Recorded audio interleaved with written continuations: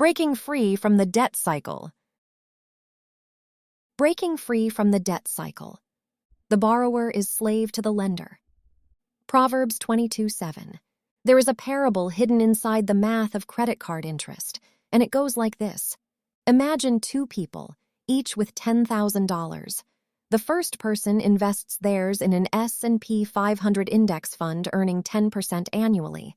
The second person owes $10,000 on a credit card charging 22% interest, the current national average, and makes only the minimum payment each month. After 49 years, the investor has $1.28 million. The debtor, if they somehow avoided default and bankruptcy, would owe $170 million. That number is so large it feels theoretical, but the principle it illustrates is entirely real. Compound interest is the most powerful force in personal finance, and it works in two directions. When it works for you, it builds wealth while you sleep. When it works against you, it buries you under a mountain that grows faster than you can dig. Getting out of debt isn't simply a financial goal. It is the prerequisite for every other financial goal in this book. Why debt is different from what you think. The Bible uses the word slave for the person in debt, Proverbs 22:7. That is not rhetorical flourish. Slavery is a precise description of what debt does. It takes the hours of your future and assigns them to someone else's benefit. Every dollar you earn while carrying high-interest debt has already been claimed before it arrives. The consequences extend in every direction. Financial debt causes measurable distress. People in chronic debt show higher rates of anxiety, depression, and sleep disorders than those who are debt-free. It limits opportunity. You cannot invest capital you don't have. It strains marriages. Financial stress is among the top-cited causes of divorce, and the specific pressures of debt, hidden purchases, disagreements over spending, the shame of collection calls, are particularly corrosive, and it compounds negatively over time with a merciless consistency that most people don't appreciate until they've experienced it firsthand. 22% to 33%. Average credit card APR in America. Average store credit card APR. As of January 2026, let's look at those numbers concretely. Say you have a $1,000 credit card balance at the average 22% APR and you make no payments for 20 years. Time elapsed, amount owed, percent growth over original debt. A $1,000 debt ignored for 20 years becomes $81,343. This is not a scare tactic. It is arithmetic, and it is why credit card debt, not bad luck, not a weak economy, not a rigged system, is the single greatest destroyer of personal financial futures in America today. How credit card companies get away with it. You may wonder how an industry can legally charge 22 to 33% interest in a country where most states cap lending rates at 6 to 10%. The answer involves a combination of legal architecture, regulatory history, and political influence that is worth understanding, both because it explains why the problem is structural and because it confirms that waiting for Congress to fix it is not a strategy. The short version: most states have usury laws that cap interest rates on private loans. Credit card issuers, however, are largely exempt from these caps. The mechanism was a 1978 Supreme Court ruling that allowed banks to export the interest rate laws of their home state to cardholders anywhere in the country. This is why Citibank, American Express, and most major card issuers incorporated in South Dakota or Delaware, states that eliminated their usury ceilings specifically to attract this business. Marquette National Bank versus First of Omaha Service Corporation, 439 U.S. 299, 1978. There is no federal cap on credit card interest rates. There is no federal cap on fees. The Credit Card Act of 2009 introduced some consumer protections around disclosure and billing practices, but it did not touch rates. In early 2026, President Trump suggested a one-year 10% cap on credit card interest at the World Economic Forum, a proposal that would be modest by historical standards. The financial industry's lobbying response was immediate and predictable. World Economic Forum Annual Meeting, Davos, January 2026. The practical lesson is this: the system is not designed to protect you from credit card debt. It is designed to profit from it. Your protection has to come from your own decisions. 5 steps out of the debt cycle. Step 1. Think differently. Paul's letter to the Romans begins 11 chapters of theology and then pivots to practice with a single instruction. Do not be conformed to this world, but be transformed by the renewing of your mind. Romans 12:2. He is saying that behavior change starts upstream. You cannot consistently act in ways that contradict what you actually believe. If you believe that debt is normal, that everyone has a car payment, that credit card balances are just part of life, that financial stress is unavoidable, you will make decisions that confirm those beliefs. The first step toward debt freedom is deciding that those beliefs are wrong. This involves several practical disciplines. Read about personal finance, not to find the secret trick, but to internalize the principles until they feel obvious. The names that appear most consistently in the financial self-help canon, Dave Ramsey, David Bach, Tony Robbins, John Bogle, often say similar things, and that repetition is the point. The more a principle gets reinforced, the more confidently you'll act on it. Control your schedule deliberately. The hours you spend watching television or scrolling social media are not neutral. They are hours not spent building financial literacy, not spent on side income, not spent on the habits that compound over time. Step 2. Believe that change is possible. Debt, especially long-term debt, has a peculiar psychological effect. It begins to feel permanent. The monthly minimum payment becomes just another fixed cost, like rent or utilities, and the idea of a life without it stops feeling real. I use the image of the tamed elephant. A full-grown elephant could easily uproot the stake it's tied to, but it was tied there as a baby when it couldn't. Years of conditioning have taught it that the rope holds, even though the rope no longer does. The elephant stays captive not because of the stake, but because it has stopped believing escape is possible. If you have lived with debt for years, you may have stopped believing in practice that a debt-free life is achievable for you specifically.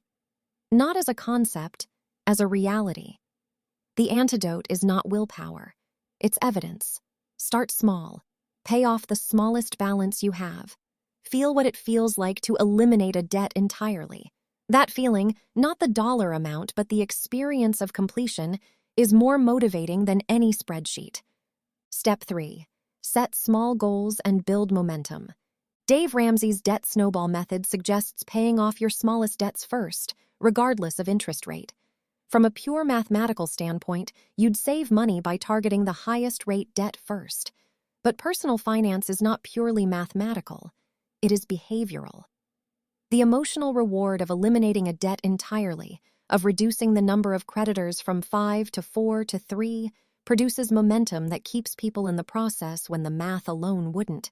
Set milestones. Celebrate them, verbally, with people who understand what you're doing and in ways that don't involve spending money. Build the habits of tracking and saving into your daily routine until they feel as automatic as brushing your teeth. As John Saforic observes in The Wealthy Gardener, those who get wealthy focus on their behaviors. John Saforic, The Wealthy Gardener. Make a 5-year plan. Not because debt freedom takes 5 years. For many people it takes less, but because the mindset shift that makes debt freedom permanent takes time to consolidate. A change achieved too quickly often reverts. The goal is not just to be out of debt, but to have a fundamentally different relationship with money, one that never puts you back in the hole. Step 4. Distinguish needs from wants. You need food. You don't need to eat at restaurants. You need transportation. You don't need a new car. You need to stay healthy. You don't need a gym membership. This distinction sounds obvious and turns out to be practically difficult because our culture has spent decades blurring it. Marketing exists to make wants feel like needs, and it does its job well. The discipline of distinguishing between them is not primarily an analytical exercise. You already know the difference, on some level. It is an exercise in honoring that knowledge. Paul's instruction to be content with food and clothing, 1 Timothy 6:8, was not an instruction to be miserable. It was an instruction to locate your sense of sufficiency somewhere that advertising cannot reach. While you are in debt, live below what you can technically afford. The gap between your income and your spending is the raw material of financial freedom. 5 ways we waste money without realizing it. Financial author Tae Kim identifies 5 patterns of unconscious spending that quietly drain wealth from even disciplined earners. Recognizing them is the first step to stopping them. 1. Convenience spending.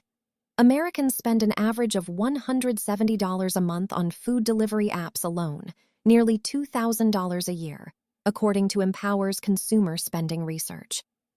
The painful truth: almost every convenience purchase is the result of a planning failure upstream. You order delivery because there's nothing easy in the house. The fix is not willpower. It is removing the moments where the expensive choice is your only option. Keep the kitchen stocked. Eat before you travel. Think one step ahead. 2. Forgotten spending. A CNN study asked Americans to estimate their monthly subscription spending. The average guess was $86. The actual average, when people audited line by line, was $219, a $133 gap every month on autopilot. The business model of subscriptions is designed around your inattention. The auto-renew exists because canceling requires effort. The fix: audit your last 3 months of statements once, then set a calendar reminder every quarter. 10 minutes a few times a year closes the leak permanently. 3. Social spending. Money that leaves your wallet because other people are in the room, splitting the restaurant bill evenly when you had the salad, attending the work happy hour you didn't want, signing your child up for the expensive activity class because every other parent did. This one is the sneakiest because it doesn't feel like overspending. It feels like being a good friend. The fix: decide your number before you arrive. The worst time to make a financial decision is when you're already in the room and the social pressure is real. 4. Status spending. Consumer psychologists call it compensatory purchasing, buying things to signal a version of yourself you don't actually feel you are. The average monthly car payment hit $750 in 2025, with more than 20% of Americans paying over $1,000 per month. Nobel Prize-winning economist Robert Shiller has argued that oversized houses represent one of the greatest financial wastes in modern life. We're buying more space than we use, furnishing rooms nobody sits in, and paying to heat and maintain square footage that exists mostly to signal something to visitors. The painful irony: the audience is barely paying attention. 5. Emotional spending. A 2024 survey found that 44% of Americans admit to buying things specifically to cope with stress or reward themselves emotionally.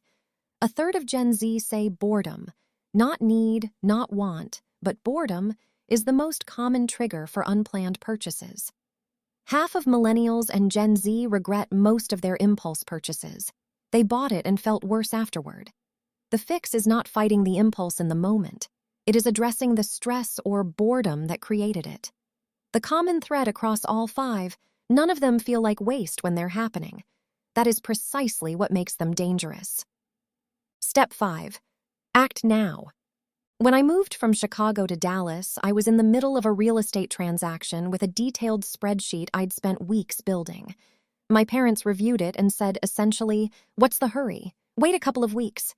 I followed their advice. The deal still closed, but I paid $7,000 more than I would have paid 2 weeks earlier. Sometimes patience is wisdom. Sometimes it is delay dressed up as caution. Once you have done your research, made your plan, and prayed through your decision, waiting is not wisdom.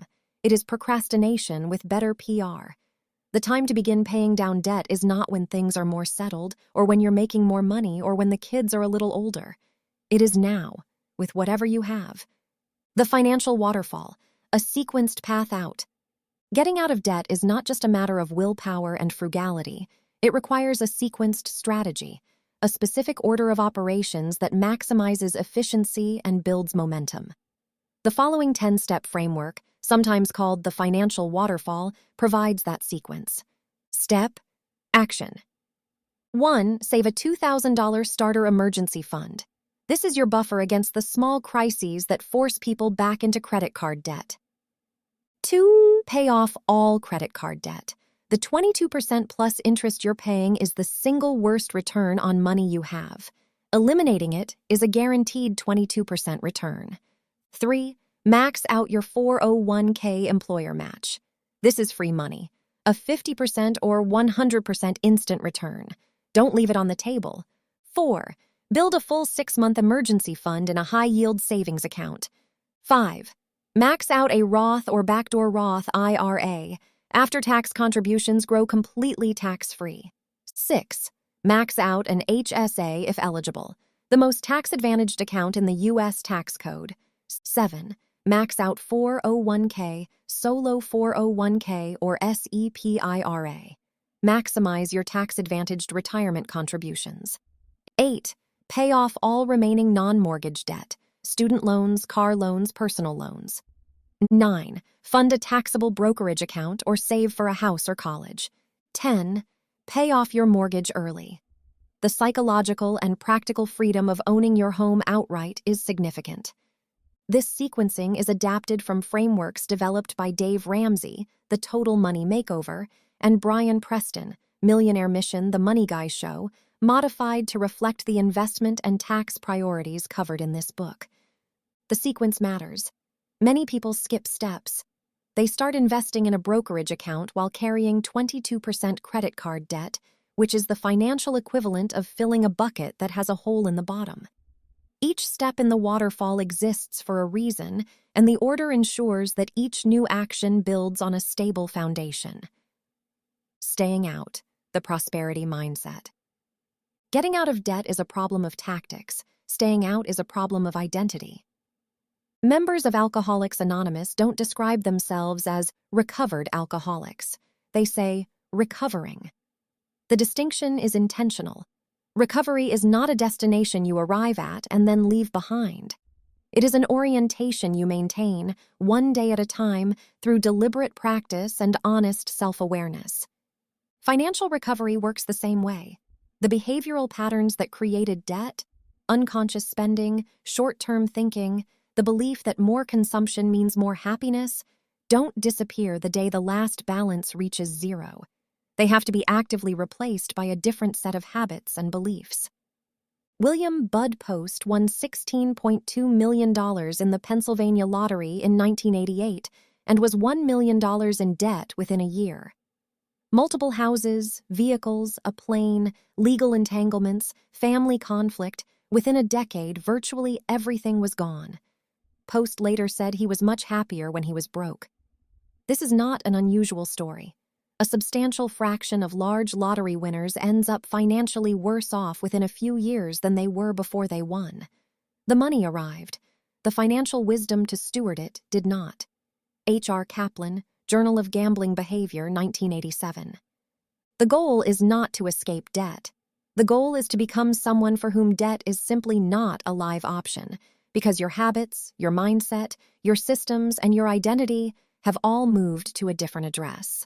The remainder of this book is about building that address. Wealth is not what you make. It is what you keep, and how wisely you deploy it. Chapter 4.